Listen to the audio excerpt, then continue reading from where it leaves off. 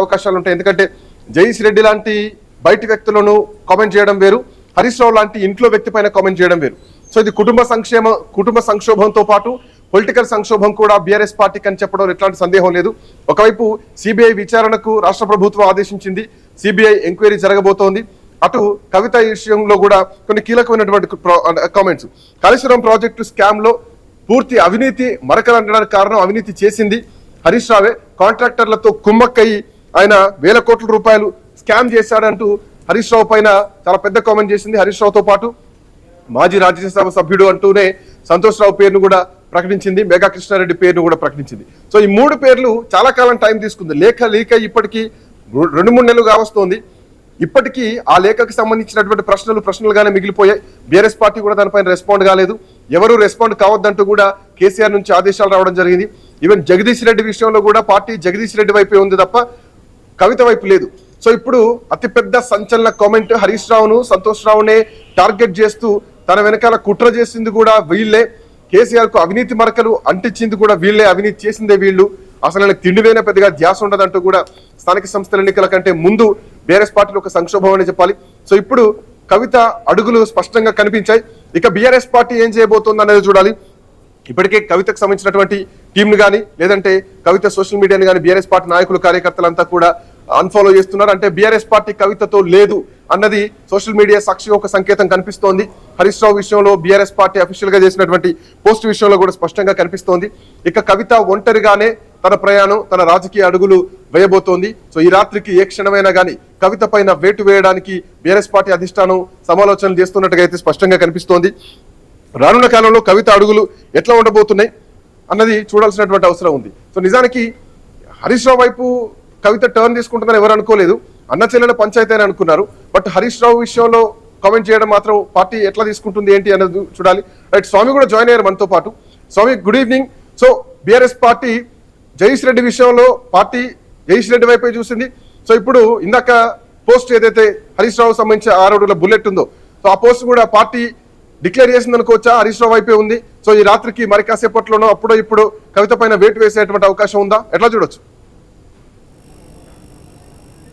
శ్రీకాంత్, ఇప్పుడు ఎమ్మెల్సీ కల్వకుంట్ల కవిత కొద్దిసేపటి క్రితం మీడియాతో మాట్లాడిన తర్వాత పరిణామాలు ఒక చకచక మారిపోతున్నాయి. ఒకవైపు పార్టీ అఫీషియల్ హ్యాండిల్లో ఒకవైపు హరీష్ రావు సంబంధించినటువంటి ట్వీట్ చేశారు, దాన్ని పిన్ కూడా చేసి పెట్టడం జరిగింది. పార్టీకి సంబంధించినటువంటి యంత్రాంగం అంతా కూడా హరీష్ రావు వెంట ఉన్నారనే ఒక మెసేజ్ ఇవ్వడం కోసం అలా చేసినట్టుగా కూడా భావిస్తూ ఉన్నారు.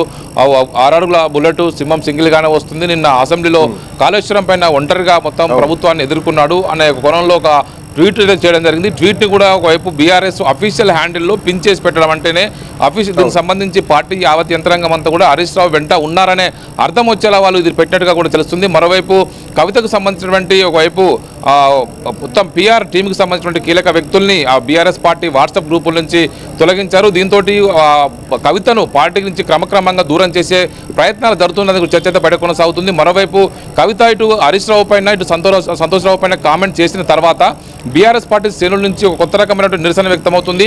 కవితకు ట్విట్టర్లో ఉన్నటువంటి ఎక్స్లో ఉన్నటువంటి 1.3 మిలియన్ ఫాలోవర్స్లో కొద్దిమంది పార్టీకి సంబంధించిన నేతలంతా కూడా అన్ఫాలో కొడుతున్నట్టుగా కూడా బయట చర్చ అయితే కొనసాగుతుంది. మొత్తానికైతే ఒకవైపు గత 3 నెలలుగా జరుగుతున్నటువంటి పరిణామాల్లో కవితకు సంబంధించినటువంటి పెద్ద కుమారుని గ్రాడ్యుయేషన్ తర్వాత ఆమె హైదరాబాద్కు వచ్చిన సందర్భంగా ఎయిర్పోర్ట్లో మాట్లాడారు. ఆ సందర్భంగా తన పర్సనల్గా తన తండ్రికి రాసిన లేఖను ఒకవైపు బయటకు లీక్ చేసిన సందర్భంగా కేసీఆర్ దేవుడు, కేసీఆర్ వెంట దయ్యాలు ఉన్నాయని చెప్పేసి ఆమె చేసిన కామెంట్స్ సందర్భంగా అందరూ రకరకాలుగా దాన్ని అన్వయించుకున్నారు. ఎవరు ఈ దయ్యాలనే విషయానికి సంబంధించి అందరూ కూడా డిఫరెంట్గా వాళ్ళు విశ్లేషించుకున్న పరిస్థితి ఉంది.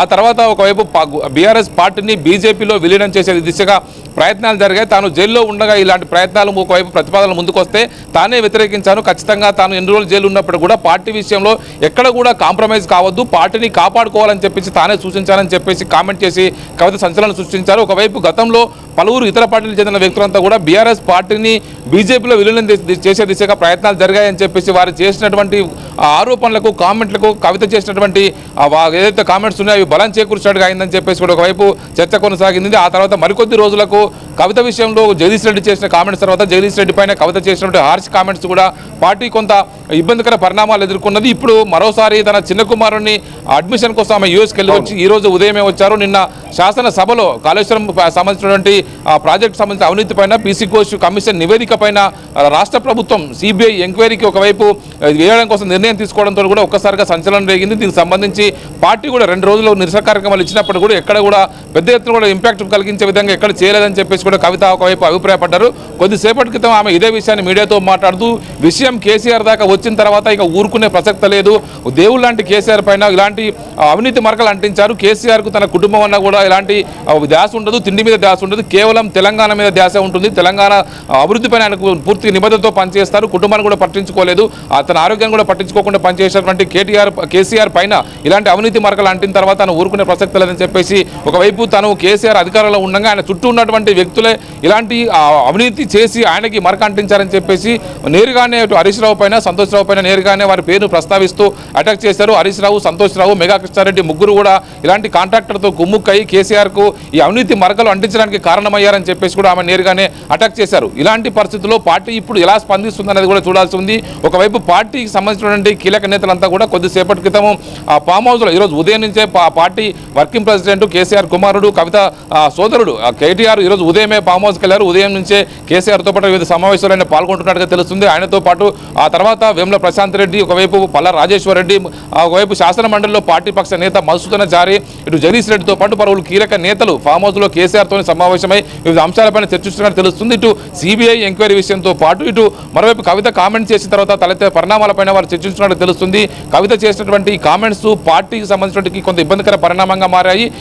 గత ప్రభుత్వంలో ఈ అవినీతి జరిగిందన్న విషయాన్ని కవిత కామెంట్ చేసిన తర్వాత కొంత ఎస్టాబ్లిష్ చేసే విధంగా ఉన్నాయనేది కూడా వాళ్ళంతా అభిప్రాయపడుతున్నట్టుగా కూడా బయట చర్చ జరుగుతుంది. ఒకవైపు ఇటు హరీష్ రావుకు సంబంధించి సపోర్ట్ చేస్తూ ఒకవైపు ట్విట్టర్ హ్యాండిల్లో పోస్ట్ పెట్టడం, ఆ తర్వాత ఆమెకు సంబంధించినటువంటి ఆ పిఆర్ టీంని బీఆర్ఎస్ పార్టీ వాట్సాప్ గ్రూపుల్లోంచి తొలగించడం, అదేవిధంగా ఇటు ఆమెను ట్విట్టర్ హ్యాండిల్ నుంచి ఆమెకు సంబంధించినటువంటి ఆ హ్యాండిల్ నుంచి బీఆర్ఎస్ కార్యకర్తలంతా కూడా ఒకవైపు అన్ఫాలో చేసేలాంటి పరిణామాలు అయితే వరుసగా కొనసాగుతున్నాయి. ఈ నేపథ్యంలో కవితకు సంబంధించిన విషయంలో పార్టీ ఏమైనా డిసిప్లినరీ యాక్షన్స్ తీసుకుంటుందనే చర్చ అయితే కూడా కొనసాగుతుంది. ఆమె కూడా ఇప్పుడు కేసీఆర్ వరకు విషయం వచ్చిన తర్వాత పార్టీ ఉంటే ఎంత పోతే ఎంత, తెలంగాణ కోసం ప్రాణాలు పణంగా పెట్టి పోరాటం చేసి తెలంగాణను సాధించి తెలంగాణకు తరతరాలుగా 200 సంవత్సరాలకు పైగా ఉపయోగపడేటువంటి తరతరాలుగా తరగని గనిలాంటి కాళేశ్వరాన్ని కట్టిపెట్టినటువంటి కేసీఆర్కు ఇలాంటి మరక అంటితే చూస్తూ ఊరుకునే ప్రసక్తి లేదు. తాను కేసీఆర్ బ్లడ్ ఖచ్చితంగా ఏ స్థాయికైనా వెళ్ళి పోరాటం చేస్తాను, కేసీఆర్కు వెంట ఉంటాను అన్నట్టుగా ఆమె మాట్లాడేటువంటి మాటలు ఒకవైపు ఆమె కేసీఆర్కు అండగా ఉన్నట్టు చెప్తున్నప్పటికీ కూడా పార్టీ దాన్ని ఏ విధంగా స్వీకరిస్తుంది అనేది కూడా కొంత చర్చనీయాంశంగా మారింది. మొత్తానికైతే ఈ పరిణామాలన్నీ కూడా రేపు